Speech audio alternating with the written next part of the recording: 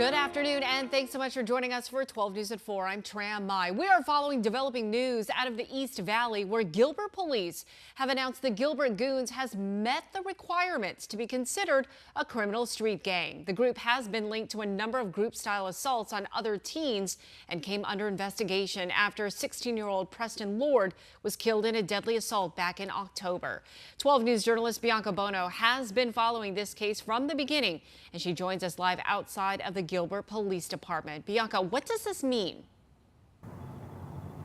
Well, Tram, this classification might not have the impact that many thought that it would. While officials announced the Gilbert Goons can be classified as a criminal street gang, they also said that its members who have been arrested and charged with these violent group-style assaults will not face gang charges.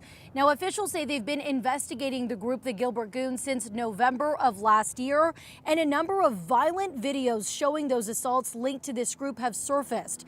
At today's press conference, which included numerous law enforcement agencies, including DPS and the Pinal County Sheriff's Office, officials explained in order to bring those gang charges, which come with harsher sentences, you have to prove the suspects committing the felony offense it furthered their criminal street gang. The example that they gave is, let's say a known gang member is selling drugs on the corner.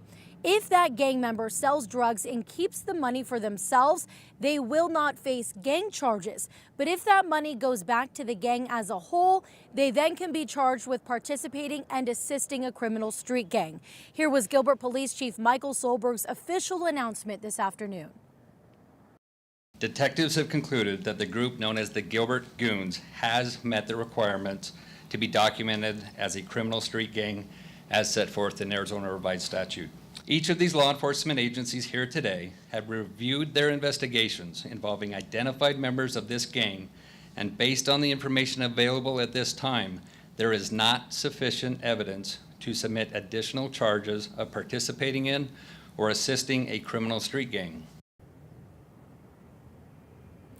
And in describing the Gilbert Goons, officials said the gang participates in a fight club type of agreement. They also described them as a hybrid gang, which they say differs from a traditional gang. Hybrid gangs use social media, have a lax code of conduct. Members often participate in multiple gangs, and they're always evolving and changing. Now, police did say if they get more information about these suspects or these cases, they could eventually add on gang enhancements to those existing charges, which again would lead to harsher sentences.